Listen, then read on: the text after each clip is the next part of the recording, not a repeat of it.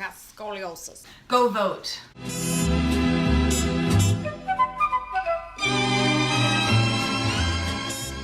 Hi everyone, thanks so much for joining me for another episode of Once Upon a Murder. Today I want to talk about stalkers. I needed to take a break from dead children, so I settled on dead women who are my age. So for this episode, I actually found myself in the middle of a theme. I knew that I wanted to do these stories, but they are just so similar that I wanted to put them into one video as opposed to making 3 separate videos for them. And they all circulate around the theme of celebrity stalker attacks. I'm going to start with Teresa Saldana because her attack did come first and it kind of has somewhat of a ripple effect on the other ones. Teresa Saldana was born in Brooklyn, New York, and at 5 days old, she was adopted into a half Puerto Rican, half Italian family. She started acting when she was about 12 years old, and she was discovered in an off-Broadway production at the age of 24.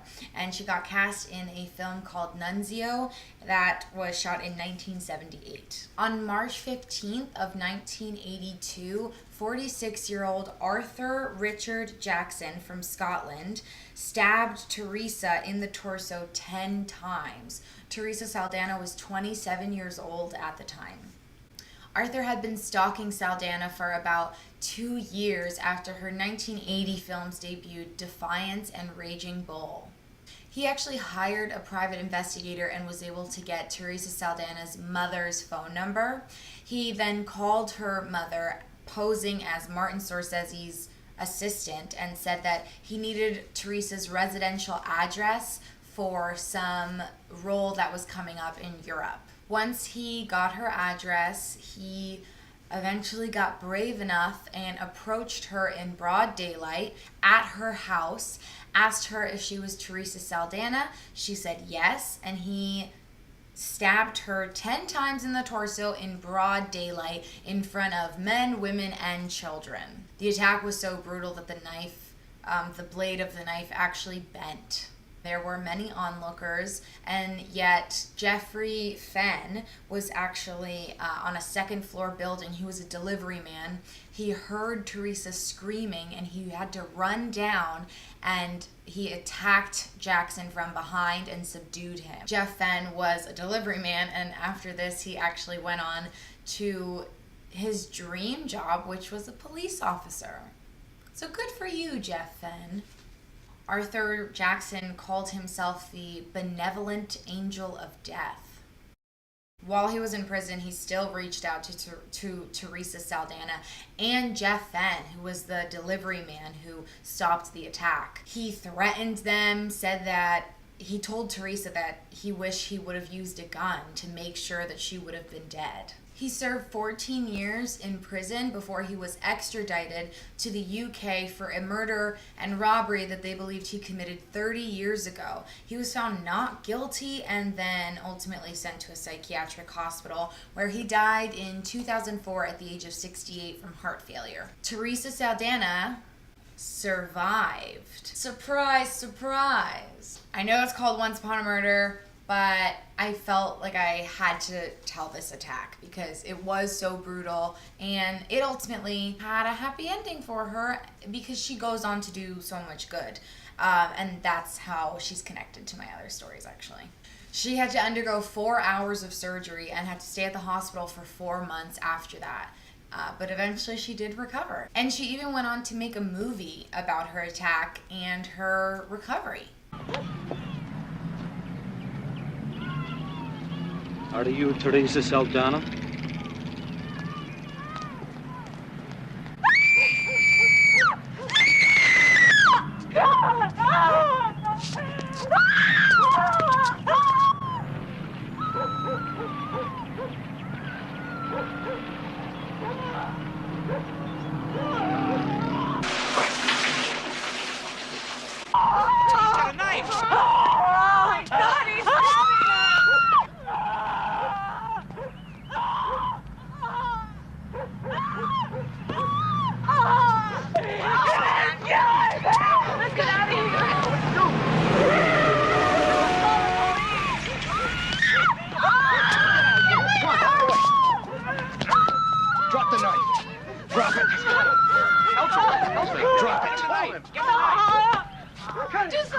knife or I'll break your neck.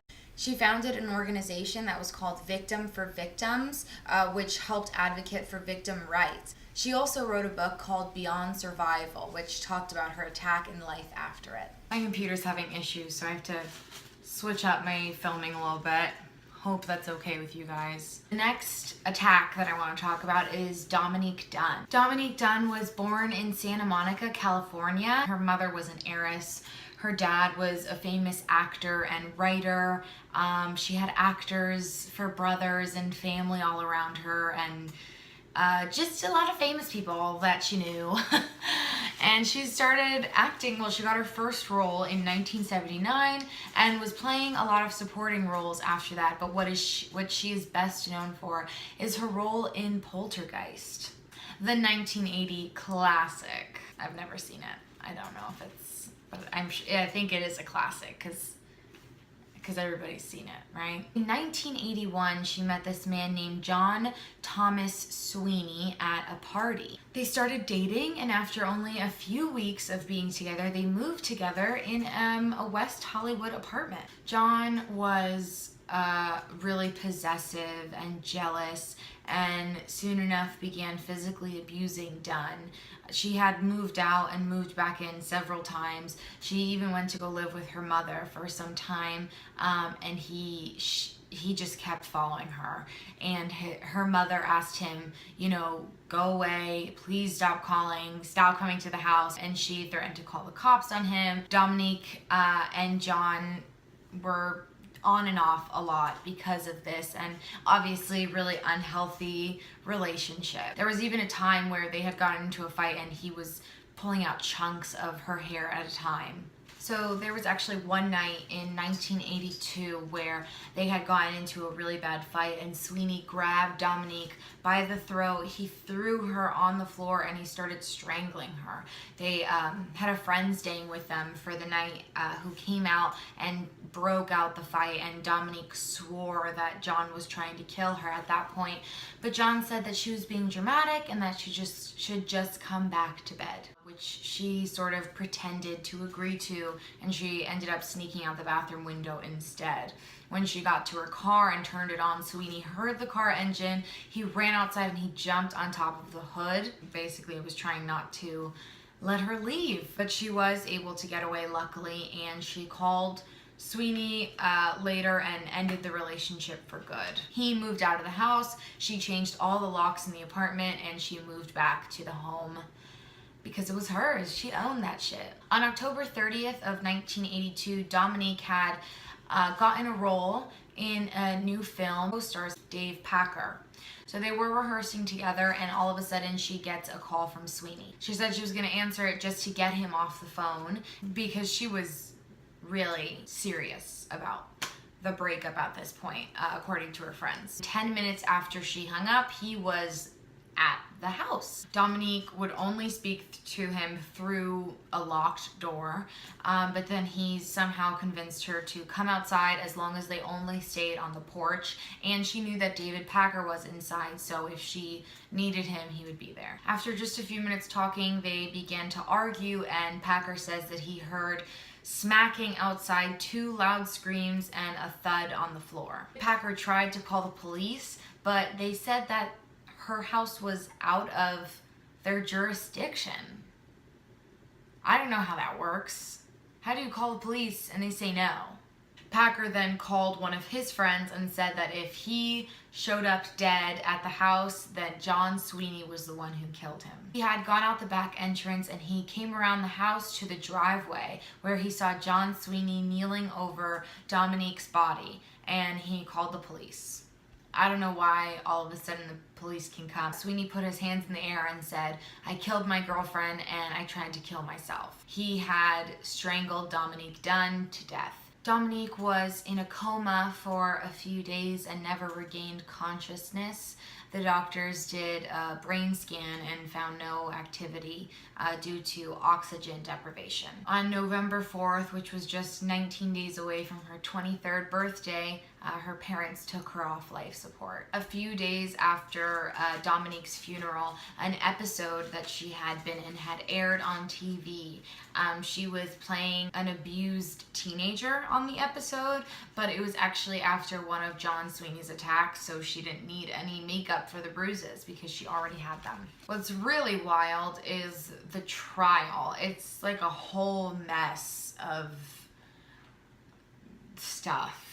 Sweeney wanted to plead not guilty to first-degree murder, said that he couldn't remember the attack, that all of a sudden he had come to and he saw Dominique's body lying in front of him, not breathing. He only got 6 years for manslaughter, not even first-degree murder, manslaughter. And guess what? He only served 3.5 years because he got off on parole. Basically, the whole thing was that because he tried to revive her and help her, that it wasn't premeditated. He had performed CPR on her after strangling her, and she vomited, he ran inside, he drank a bottle of pills, tried to kill himself. So it was this whole thing basically where it wasn't done with malice, but what? He strangled her. Do you know how long you have to strangle a person for them to die? Victims for Victims, which was Teresa Saldana's organization, actually protested the verdict by organizing a march outside the courthouse. Dominique Dunne, who is Dominique Dunne's father, he's actually a pretty famous guy. He hired a private investigator to keep tabs on Sweeney, to follow him around so that he would know his whereabouts. And last that he found out, he had moved to the Pacific Northwest and changed his name to John Mara. I just want to take this time out and say that if you ever or are currently going through an abusive relationship, that person has shown you their true colors, and it's probably not gonna change. So you just gotta get out of that as fast as you can. It's really scary stuff, and as in Dominique Dunne's case and in many other cases, it results in some horrifying nightmare end of life stuff. So just leave and don't come back. And don't give him the chance. Easier said than done, I realize. The next murder that I want to talk about is Rebecca Schaeffer. Rebecca Schaeffer was an American model and actress. She was born into a Jewish family in Eugene, Oregon. When she was a little girl, she actually wanted to become a rabbi. And soon enough, she had started acting and decided that she wanted to try modeling. She was best known for her role as Patricia Russell, or Patty, in the show My Sister Sam. A few months before her 17th birthday, her parents let her move to New York City, and she tried out modeling. When she landed the role of Patty in My Sister Sam, it started out as kind of a big hit, but unfortunately the ratings tanked after that, and it was canceled in the middle of the second season in April of 1988. Well, I kind of get a kick out of having my kid sister live with me. I mean, of course it has its disadvantages. Curfew. Yeah, but it's energizing having someone live with you who has big dreams. Rock star. What happened to Senator? That was last week. Dreams, that's what it's all about. Can I get my nose pierced? Dream on, kid.